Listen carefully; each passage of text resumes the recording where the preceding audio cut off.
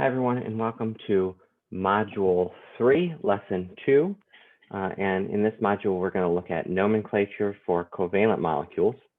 So what is nomenclature? So the International Union of Pure and Applied Chemistry, which is abbreviated IUPAC, is the international organization that normalizes the way we write and name chemical compounds. There are two major branches of nomenclature: ionic compound nomenclature and covalent compound nomenclature. Today, we're going to focus on the covalent compound nomenclature.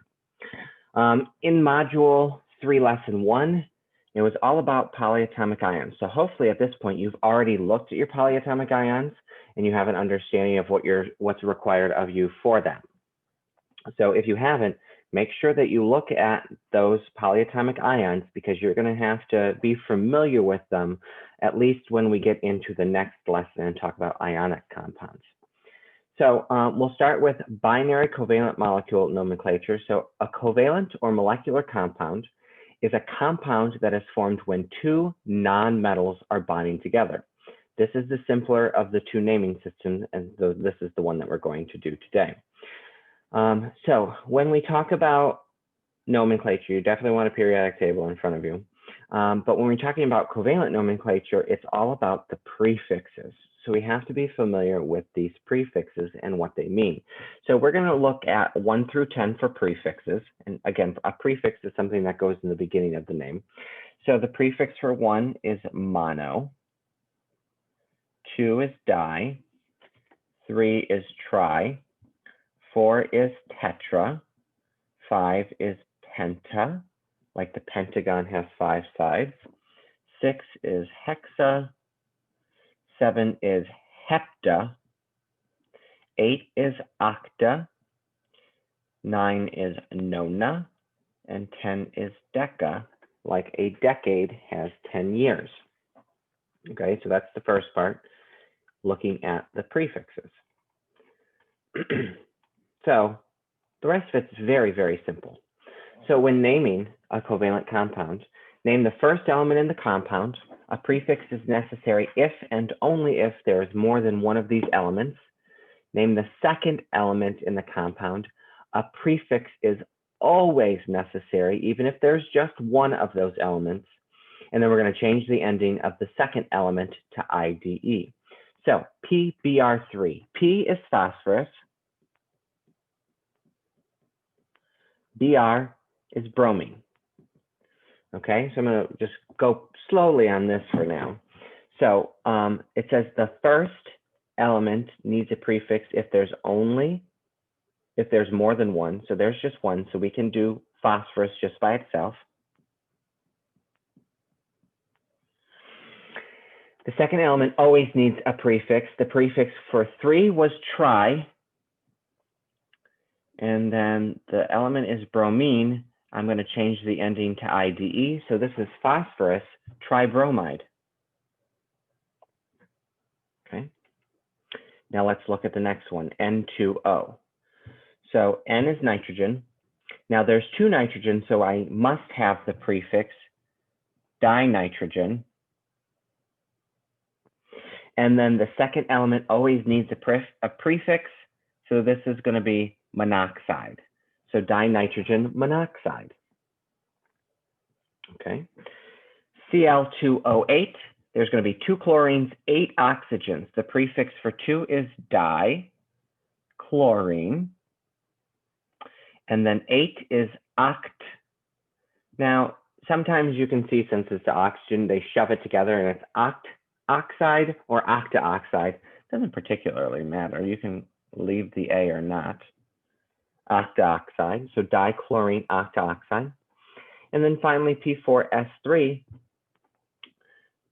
there are 4 phosphori, I guess. So 4 is tetra, phosphorus, 3 sulfurs, tri-sulfur, changes to sulfide. You change the ending to IDE, so tetraphosphorus trisulfide. Very simple. Okay, so again, first element needs a prefix if there's more than one. Second element always needs a prefix. Change the ending to IDE. Now, when writing the formula for a compound, it literally is telling you what to do. Write the symbol for each element, and the prefix is going to be the subscript. So dinitrogen pentoxide, dinitrogen, 2 nitrogens, pentoxide, 5 oxygens, xenon tetrafluoride. 1 xenon, tetra is 4 fluorines. Carbon monoxide, CO. Just that simple.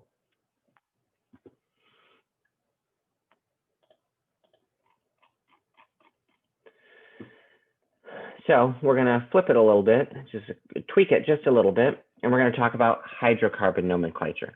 So hydrocarbon has 2 elements only in it, and from the name, you probably could figure that it's hydrogen and carbon.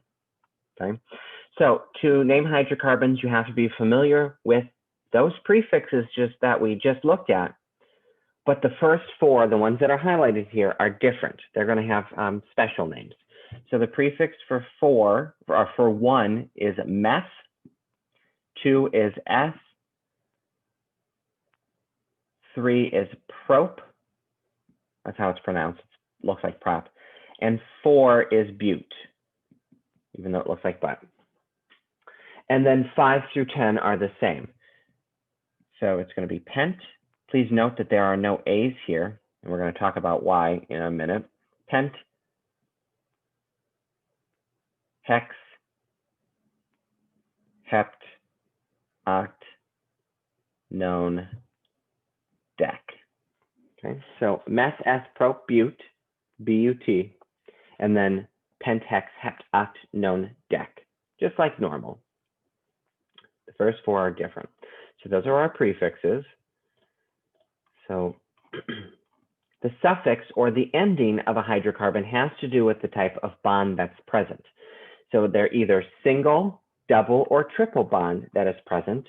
And we can use this chart to help us determine the ending. So if it's a single bond, it's ANE, double bond, ENE, triple bond, YNE. So that's ane, ene, ine. Now, in order to figure that out, we can use these formulas here. So 2n plus 2, 2n, or 2n minus 2, where n is the number of carpets, and these should equal the number of hydrogens.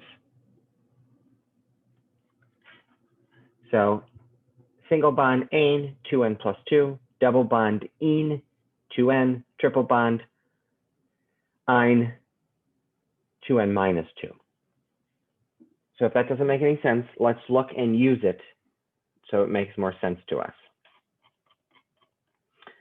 So if we're trying to write the name of the chemical formula, you have to count up the number of carbons in order to determine the prefix. Then you count the number of hydrogens, and using that formula from above, determine what ending to use. So I'm going to write those formulas over here: 2n plus 2, 2n, 2n minus 2, and it's either ane, ene, or YNE, ine. So 6 carbons, the prefix for 6 was hex. And now we see which one of these works, where n is the number of carbons, to give me 12. And that's going to be this one right here. 6 times 2 is 12. That's how many hydrogens I have. So my ending is ENE. So this guy's name, or girl, is hexene. Okay. You see how they match up? That formula fits the ENE ending. Let's look at the next one. So C2, 2 carbons with a hydrocarbon is S. And then we see, okay, when N is 2, which one of these equations will give me 2 hydrogens? And that's going to be this one right here. 2 times 2 is 4, minus 2 is 2, which gives me a YNE ending. And so C2H2 is S-sine. And then finally, we'll look at the last one, C7H16. Prefix for 7 is hept. And now our suffix, which goes along with our equations. So that's going to be this one. So N is 7. 7 times 2 is 14, plus 2 gives me 16. this is going to be an ANE ending, and that's called heptane. Right? So hopefully you see how those formulas work. Now let's go the other way and let's write out the formulas from the names. So we look at the prefix, and then we can look at the suffix. So prop is 3 carbons, so that's going to be C3.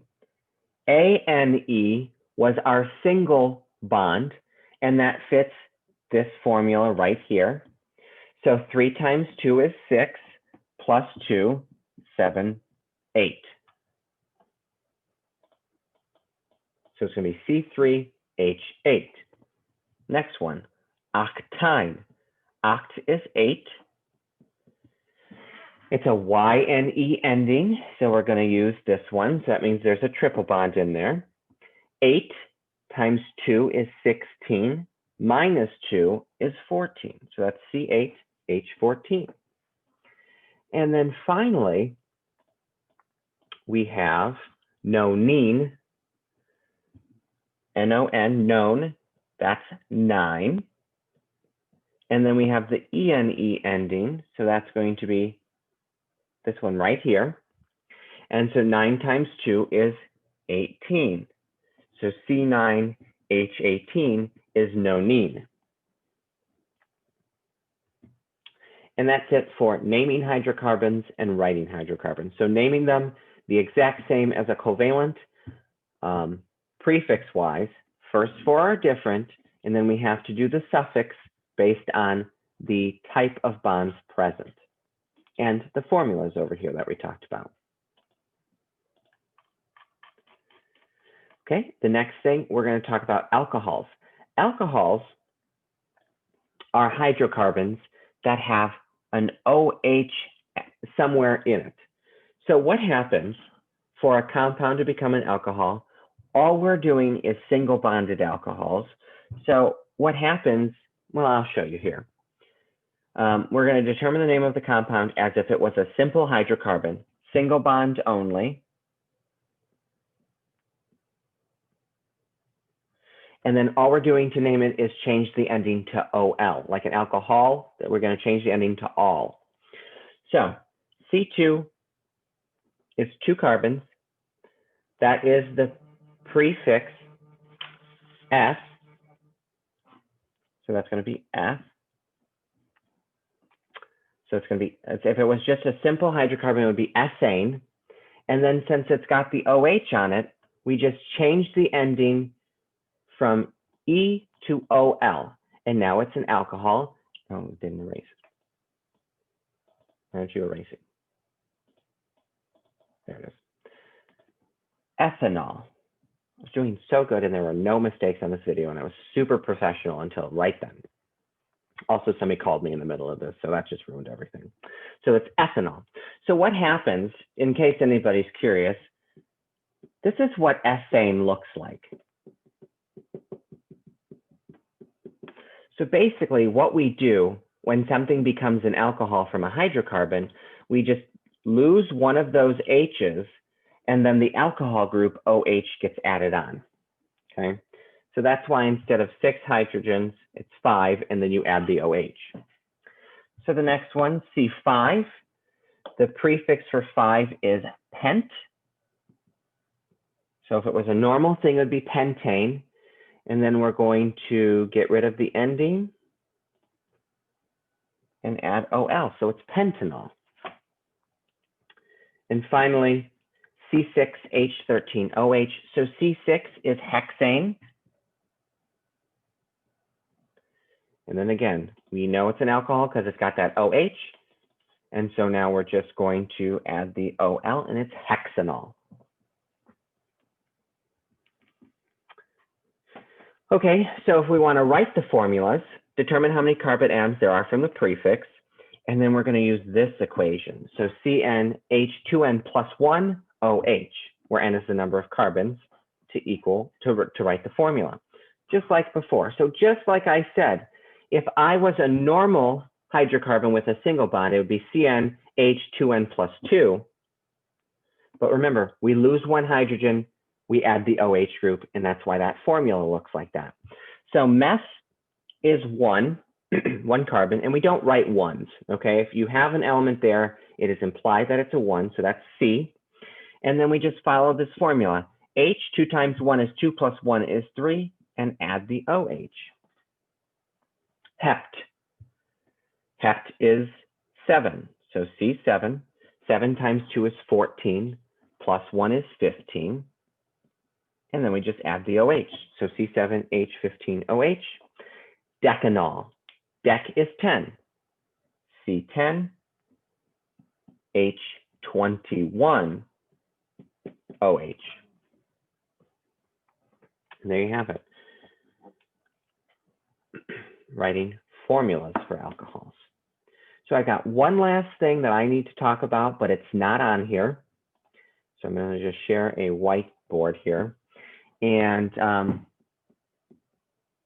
want to talk about diatomic molecules. So there are 7 elements on the periodic table that are never found by themselves in nature. They always have a buddy. Okay, they always have a pair to them. And those 7 are hydrogen, oxygen, nitrogen, chlorine, bromine, iodine, and fluorine. They always have a pair when not in a compound. Okay, so what that means, if you just have hydrogen gas floating around, it's never just H, it's H2, oxygen O2, N2, Cl2, Br2, I2, F2. Okay, this is super important when we're writing formulas, because when we go and write formulas out and then we actually do chemical reactions, it's going to be impossible to do anything correctly if we don't have these as diatomic molecules. Now, the way I remember is Hunkelbrief. I've also heard Brinkelhoff, Hunkelbrink, Brinkelhoff. That is a combination of sounds that hopefully you will never forget. So hydrogen, oxygen, nitrogen, chlorine, bromine, iodine, and fluorine always are pairs when they're not in a compound. Okay. Now there is a video below this one on diatomic molecules. If you want more explanation, please watch that video. But that's it for this lesson. Make sure that you ask any questions. It's not a very long module, but it's very important, and we're going to use this from here on out. Okay, so let me know if you have any problems, and I will see you in the next lesson.